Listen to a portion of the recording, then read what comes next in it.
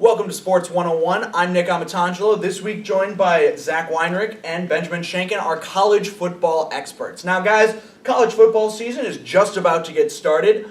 Who are your early picks for the national championship? Well, I think you got to look at Alabama. They've won 3 out of the last 4.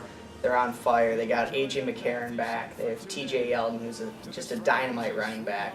And you got the guy on the sideline, Nick Saban. He's been there. He knows how to win. I think you got to look at Alabama as a preseason favorite. It'd be 2 of the last 3, not 3 of the last 4. But who is your preseason pick to clip? I would also have to agree with Alabama. You have senior quarterback A.J. McCarron returning for his senior season last year, looking to make his mark on the program. And you have Nick Saban looking to do what pretty much no other coach has ever done.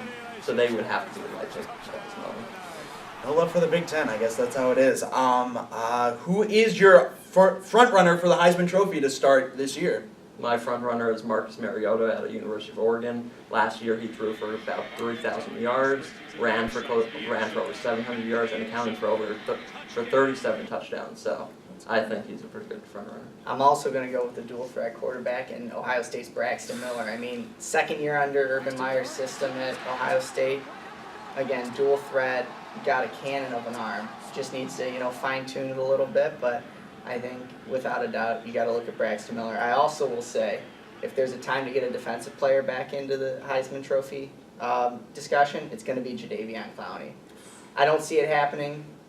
First one since '97. I don't see it happening. As a Michigan fan, I'm still pulling back from that hit that he laid on Vincent Smith in the Outback Bowl. That was quite a hit. That was a heck of a hit. At any rate, former Heisman winner, currently still in the league, Johnny Manziel. There's a lot of controversy surrounding him, and did he or didn't he sell his autographs for money to other people?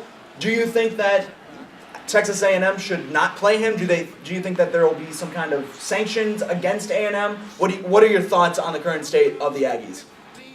I would think Texas A&M should sit Johnny Manziel because look at their first 2 games. They're going to win those games whether they have Johnny Manziel or not with the rest of the team around them. And if they do play him and they do determine that Johnny Manziel is ineligible, they're going to have to take away those wins. So I don't think it's worth it in a year where they're possible national title contenders to play him at the moment. I would totally agree with that. I mean, without Johnny Manziel, they're a top 5 team, if not a top 10, maybe even a top 5 team without Johnny Manziel. So you don't want to take any risks on that. I think you have to just sit him, and for the good of the program, you have to sit him. But at the same time, Johnny Manziel is the only starting quarterback still in college football that has beaten this Alabama dynasty. That's very true, and he put up one heck of a game last year against them. That was a really fun game to watch. Absolutely. I think the game to keep an eye on will be Game 3 because if the NCAA doesn't decide on what to do, that's going to put Texas A&M in a real issue because they're going to have to determine whether it's now worth it to risk the entire season on one game. That's true. Who are your preseason surprise team? Who do you think is going to step up above the rest and kind of surprise everybody and do well this season? I think my preseason surprise team would have to be University of Nebraska. Taylor Martinez returns looking to finally bring Nebraska a conference championship in several years. They haven't had one in the Big 12. Now they're looking for the first in the Big 10.